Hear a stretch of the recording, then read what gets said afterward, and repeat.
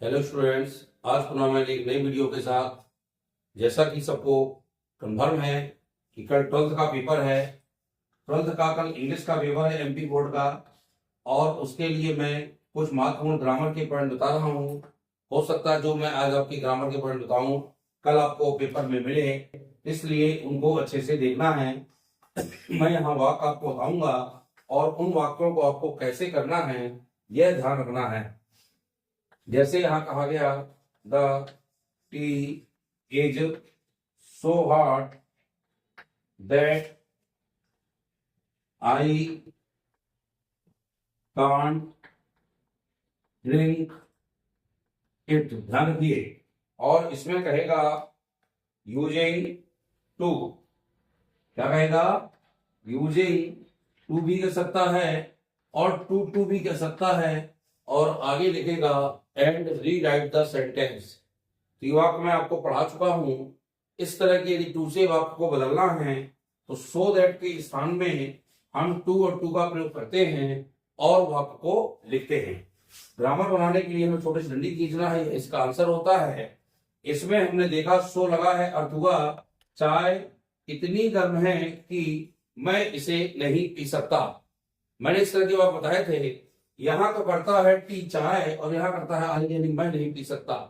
ये वाक्य जब टू और टू में बनाते हैं तो सबसे पहले हम कर्ता को लिखेंगे द टी। सहायक क्रिया जो इसमें लगी है इस वही आएगी। अब जो सो लगा है एसओ, इसके स्थान में हमें टू लगाना है। सिंगल टू, पहले वाला टी डबल ओ, टू लगाया और टू के बाद लगाएंगे हॉट। अर्थ हुआ चाय अत्यधिक गर्म है। अब दूसरा टू दैट के स्थान में लगता है, लेकिन मैंने बताया था यदि आपका कर्ता इससे भिन्न है तो इस कर्ता का कर्म लगाया जाता है, और वह कर्म लगता है किसके साथ? जे कर्म लगेगा और कर्म लगेगा फॉर के साथ, के लिए। फॉर आता है एक शब्द तो ये आपको रटना पड़ेगा। अब फॉर किसके लिए कर्म है? अर्थ होगा मेरे लिए। अब जो कर्ता है इस कर्ता का हमने ऑब्जेक्ट बना दिया है। क्या बना दिया है? Object.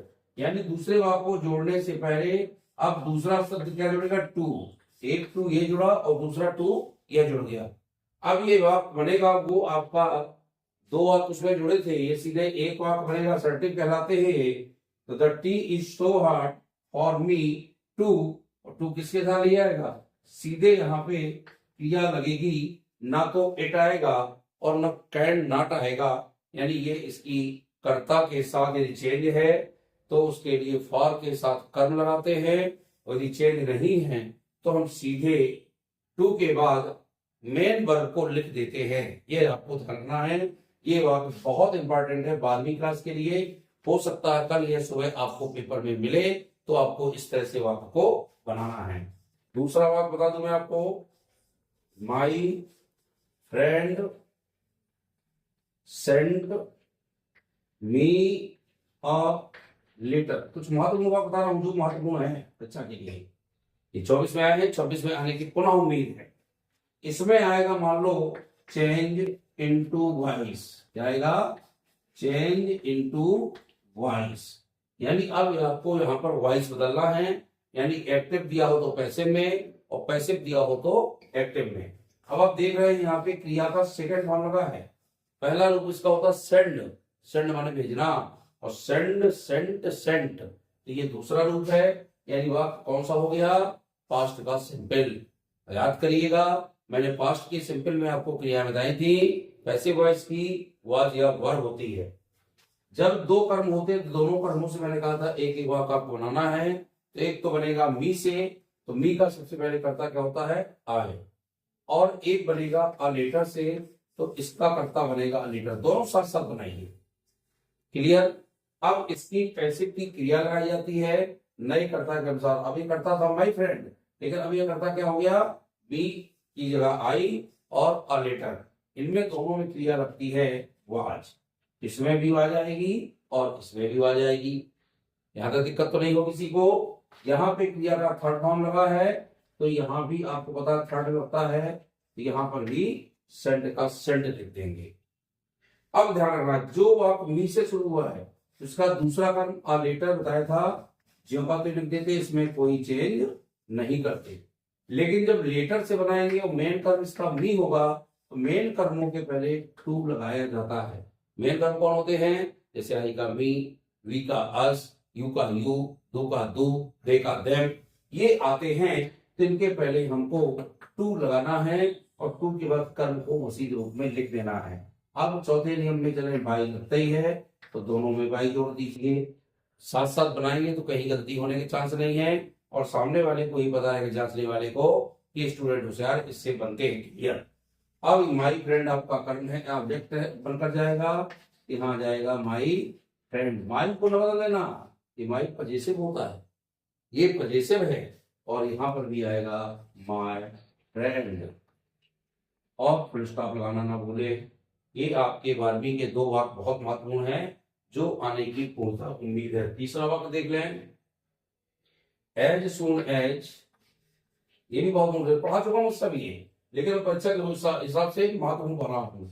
I met my friend, और यहाँ आएगा कामा।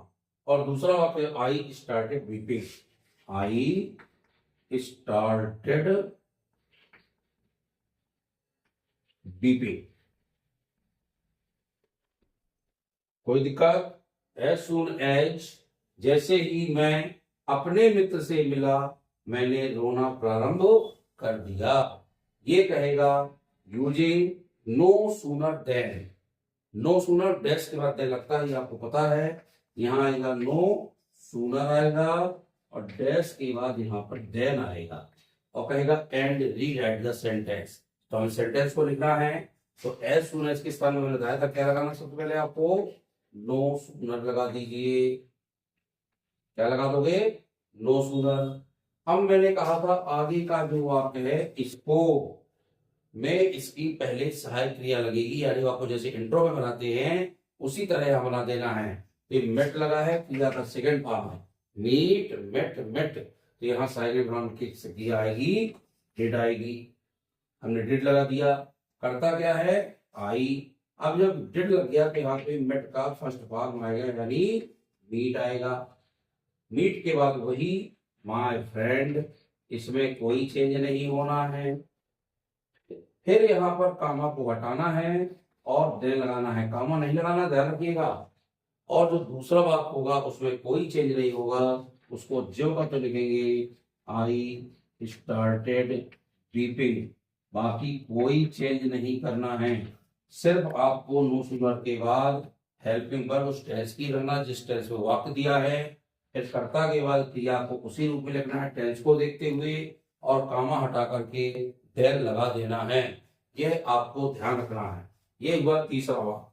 चौथा देखें, he had his lunch, very most वाक्य, he had his lunch, lunch. और इसमें कहेगा change into past perfect tense. सुनिए आप में, चेंज इनटू पास्ट परफेक्ट और टेंस करेगा। अब ध्यान रखिए, पास्ट परफेक्ट टेंस की सहायक क्रिया हैड होती है, और हेड के बाद क्रिया का थर्ड फॉर्म लगता है। अब इसमें देख रहे हैं ये हेड सहायक क्रिया नहीं है, ये मेन वर्ब है। ही हैड, उसने ले लिया है अपना लंच, यानी 3 रूप होते हैं, हैव, हैड और हैड। ये आपका दूसरा रूप लगा है। कौन सा रूप लगा है? दूसरा रूप। ध्यान दिए अच्छे से, जब दूसरा रूप ये लगा है, हमने मान लिया उसको पास्ट परफेक्ट में बदलना है, तो पास्ट परफेक्ट बदलने के लिए ही के बाद हम पहले इसकी हेल्पिंग वर्ब लगाएंगे, क्या होती है? हैड। अब पास्ट परफेक्ट यदि पास्ट सिंपल था ना, क्योंकि हेड क्रिया थी, और पास्ट परफेक्ट सहायक क्रिया के बाद एक हेड आएगा, तो ये बच्चे नहीं लिखते, अधिकतर नहीं 80% बच्चे नहीं लिखते। ये बहुत अच्छे जान जाइए, ये हैव का थर्ड फॉर्म सेकंड फॉर्म दोनों होते हैं। ये सेकंड था, ये आप किस टेंस में है? पास्ट सिंपल में है। और जब ये पास्ट परफेक्ट बनेगा तो ये हेड तो सहायक क्रिया हो गई, लेकिन ये हेड मेन वर्ब हो गई, ये ध्यान रखिएगा। और फिर भी आ जाएगा, आ जाएगा और लंच आ जाएगा। इसमें भी समस्या हो तो बता देना हमको। ये बात बहुत इंपॉर्टेंट है, इस तरह के वाक्य परीक्षा में बहुत पूछे जाते हैं। अगला देखिए, she did not take to me, वापस को मिटाता हूं मैं यहां से, इनको नोट करेंगे और थोड़ा सा एक बार सोते सोते भी हमारा वीडियो यदि देखेंगे और आप देख करके परीक्षा में जाएंगे, हो सकता है यही वाक्य आपके फंस जाए, तो आपसे परीक्षा में इंपॉर्टेंट वाक्य ये बन जाएंगे। ये ध्यान रखिएगा, इसलिए वीडियो को जरूर देखते जाइए। आपका सुबह पेपर है और पेपर बहुत अच्छे से लिखिए, बहुत सोच समझ कर लिखिए। हर स्टूडेंट के लिए हमारी यहाँ से शुभकामना है। शुभकामनाएं देते हुए मैं स्टूडेंट को कहता हूँ पेपर बड़े ही अच्छे से सावधानी पूर्वक करिए और क्रमबद्ध तरीके से उसको लिखते जाइए। अगला वाक्य देखें, she did not take to me, she did not take to me. और दूसरा वाक्य है, she did not look to me, talk to me, यहाँ टॉक है, टॉक टू मी। दूसरा वाक्य है, she did not look at me, look at me. अब ध्यान रखिए, इसमें प्रोपोजिशन टू है, इसमें प्रोपोजिशन एट है, लेकिन प्रपोजिशन जब हम लिखेंगे दूसरे वाक्य में तो ये बार बार लिखे जाते हैं, इनको वहां से हटाया नहीं जाता। अब डिड नॉट लगा, इसमें कहेगा यूजिंग नाइदर नॉर, क्या कहेगा, नाइदर नॉर, और नाइदर नॉर का अर्थ होता है ना तो ना ही। तो इसमें आप ध्यान रखिए, जिसके लिए डिड नॉट किसके लिए लगा है, टॉक के लिए, ये डिड नॉट किसके लिए लगा है, लुक के लिए। तो कर्ता में तो चेंज नहीं ना, कर्ता तो एक ही है ना, तो सबसे पहले तो आप कर्ता लिख लीजिए। बहुत सारी गाइडों में शुरू में नाइदर आपको लिखा मिलेगा, ऐसा आपको नहीं करना। अब जब नाइदर इसके स्थान में लगा दिया हमने, नाइदर इस पहले होती है NEITHER, ये ध्यान रखिएगा, नाइदर लगा दिया। अब जब नाइदर लग गया, ना तो ना ही आ गया ना, तो इसके लिए टॉक का इसको डिड नॉट हटेगा यहाँ से पूरा, और जब डिड नॉट हटता तो क्रिया का क्या लगता है स्टूडेंट्स, थर्ड फॉर्म, क्या लगता है, सेकेंड फॉर्म। जब यहां से डिड नॉट हटता है तो क्रिया का सेकेंड फॉर्म लगता है, neither talked to me nor. अब नॉर लगेगा, दूसरे वाक्य के लिए भी नॉर आएगा, यहाँ क्रिया चेंज है, यहाँ लिखेंगे लुक का सेकेंड फॉर्म लुक्ड, और एट मी। क्या हुआ, उसने मुझसे बात नहीं की, उसने मुझे नहीं देखा, इसका क्या बन जाएगा, उसने ना तो मुझसे बात की ना ही मुझे देखा। तो ये नाइदर नॉट जब लगता है तो जिसके लिए नाइदर नॉट का आता है तो वो हटाएंगे, तो क्रिया के लिए आया है तो क्रिया के साथ हमें यहाँ पे नाइदर नॉट लगाना है। यहाँ ऑब्जेक्ट जो आए हैं आपके, ये प्रोपोजिशन के साथ जो कहते हो लिखे जाते हैं। ये वाक्य भी वेरी वेरी इंपॉर्टेंट है आपका, इसको ध्यान रखिएगा। इस तरह के वाक्य यदि परीक्षा में आते हैं तो निश्चित रूप से आपको ये करना है। इस तरह के और भी वाक्य बता रहा हूं कुछ आपको जो महत्वपूर्ण आते परीक्षाओं में, जो कल के लिए महत्वपूर्ण है वही बताऊंगा मैं आपको।